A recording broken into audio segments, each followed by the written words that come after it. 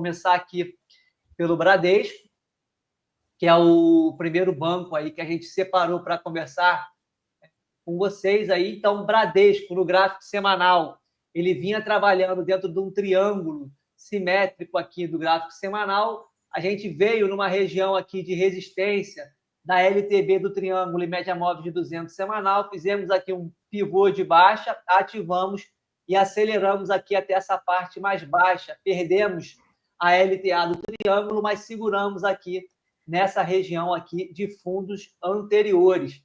E aí, quando a gente olha o Bradesco no gráfico diário, dá para ver que quando ela chegou nessa região de suporte ali do gráfico semanal, começamos aqui a fazer uma lateralização, ou um retângulo, como você quiser chamar, e dentro desse retângulo aqui, a gente já vinha observando, neste período, uma divergência aqui de alta, tanto de IFR quanto de OBV, neste retângulo. E aí, ontem, a gente fez aqui no gráfico um movimento de ruptura, de rompimento do topo do retângulo, dando aí uma saída para cima. Fiz aqui a projeção desse range para cima.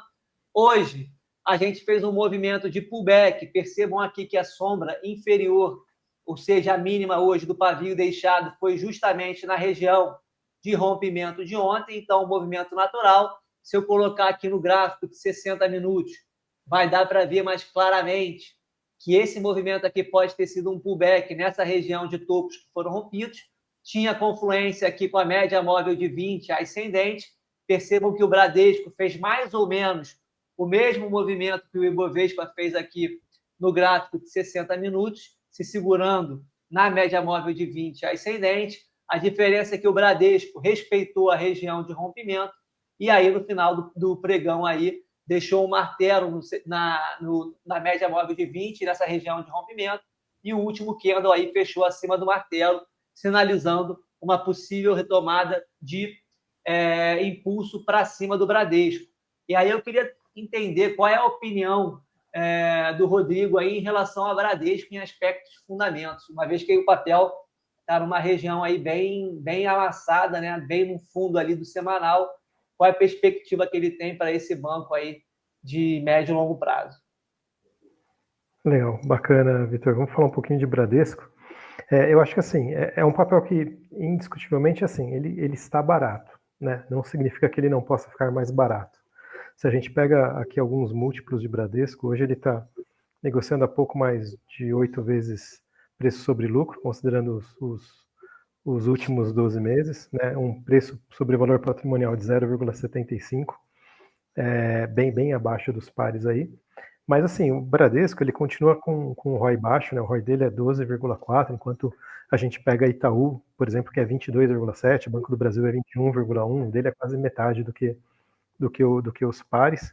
E tem uma coisa que assim, que eu ainda não me empolgo muito com o Bradesco, porque assim, o mercado está esperando um turnaround. E se a gente talvez olhar os gráficos aí, você vai ver que quando foi ali quando ele divulgou o resultado no primeiro TRI de 2024, que acho que foi quando rompe essa linha branca aí do seu gráfico, e ele caiu igual uma jaca podre ali.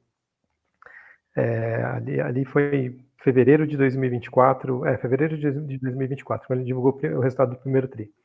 E ali o CEO anunciou aqui, que seria... foi nessa... Essa isso, barra que ele caiu igual...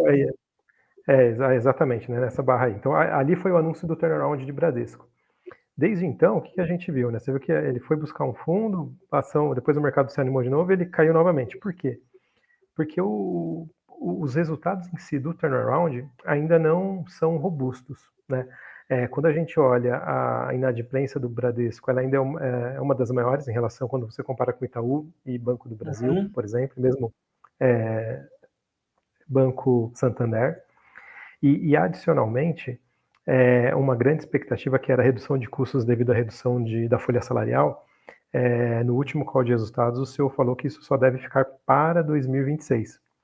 Então, assim, eu acho que ainda dá para esperar um pouco mais, sabe? Vai ter resultados agora, ele divulga resultados no dia, quer ver, eu anotei aqui, Banco do Brasil, Bradesco vai ser 7 de fevereiro, né? Nesse próximo call de resultados, a gente pode ter uma perspectiva melhor se o turnaround vai começar a se materializar ou se continua sendo uma história, sabe? Para mim, por enquanto, ainda Eu me continua lembro sendo que uma lá história. atrás, o Rodrigo, tinha uma preocupação muito grande com a questão da inadimplência do Bradesco, foi até um dos motivos, me lembro daquela época da Americanas, muita gente batendo no Bradesco por causa disso. Eles melhoraram essa questão da inadimplência ou você ainda fica um pouco pé atrás em relação a isso? Assim, ela melhorou em relação a, quando a gente olha, compara com um ano e meio atrás, ela melhorou, mas ainda está acima do que os pares. Quando a gente compara com Itaú e Banco do Brasil, ela ainda tá acima.